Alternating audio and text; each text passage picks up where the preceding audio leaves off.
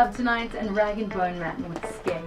You're listening to Love Songs with Danny Painter and Brent Lindeque on Jacaranda FM. Because we talk good things on a Monday. It's the rule. It's rules. You can only talk about good things on a Monday. It is the rules. We need to start the week on a positive note. I think you tweeted and you just said Moan Day. It's actually Moan Day, but it's not. It is. It is Moan Day, but you've got to change that narrative. So I've realized today, and it's a sobering thing that it needs to happen to me every now and then, but perspective is powerful. And I think we are all, what's that saying? We need to be kinder than necessary because we're all facing battles that we know nothing about. Yes. And I think to be cognizant of the fact that it's not easy for everybody, and that there are a lot of atrocious things that happen in our country, and there's a lot of people that have to deal with a lot of things on a daily basis. We can be cognizant of that, and we're not shying away from that. We're just trying to give you a little bit of love and inspiration on your Monday to make it a little bit easier, Hopefully. No, we will. We do. I think we do. I think, if one person listens and takes something from something that we've said and then goes on and shares it to one other person, we'll take that further. You're spreading good, right? We're trying to spread good. That's exactly what we're trying to do. So one of the first stories, so I normally do like a little bit of a top 5, and I'll bring you 5 good news stories. We've already thrown one out there with Bilbo. He was in my top 5. Sorry. But it was a beautiful story, so we're going to let that one go. I needed to know. What happened to Bilbo? But we were very excited. One of the other stories that's been trending, and it's actually a story from today, is a woman by the name of M. Watson is her name. She started an initiative in Hardships Dam because she just got sick of seeing the area so filthy. So she's driving around and there's garbage everywhere, and it breaks her heart, and it can feel very overwhelming. So sure, I can stop my car and I can grab a plastic packet and I can pick up a little bit, but I'm going to need 10 more hands and 20 more packets, and we're going to need more people to get on board. And she sat down and she was so frustrated, and there was so much going on in her head, and she thought, you know what, I've got a bit of extra money this month, and I've seen these 3 guys, they seem to not have a job, or they seem to not be doing anything. So I'm going to clean up where I can, but I'm going to hire the 3 of them to help me. And she's cleaning up Hardships Dam. The 4 of them. The 4 of them. And can I tell you what's going to happen? Tomorrow there's going to be 5, and then the next day 6, and then the next day everyone's going to be doing it. Completely. Shout out to this lady. Yeah, shout out to M. Watson. We love you. Love you, M. And thank you for starting something like this. 4 years ago, when I published my first good news story, it was about a cleaning initiative in Somerset West.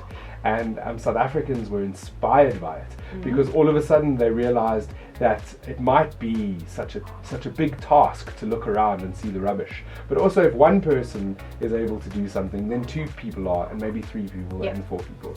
And that brings me to my next point, which has got nothing to do with the story. But if you want to inspire change just with the people around you, the next time you go to movies, pick up your cold drink and your popcorn and take it and put it in the dustbin afterwards.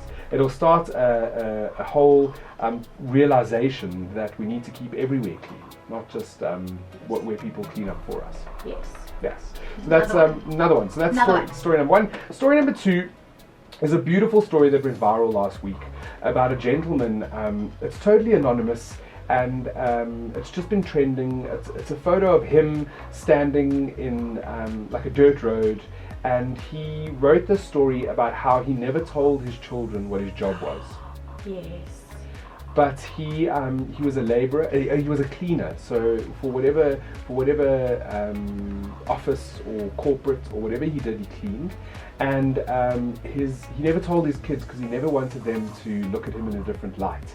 So he would wake up in the morning and dress up in a suit and tie, and then he would make his way to work, and he would put his blue overalls on and then clean, and then before he left his work he would shower and clean himself up and then put that clothing back on, so his kids never could think lesser of him. Not that they should anyway, it's not a worse off job or a lesser job. He just wanted his kids to dream big and to not have to think about that.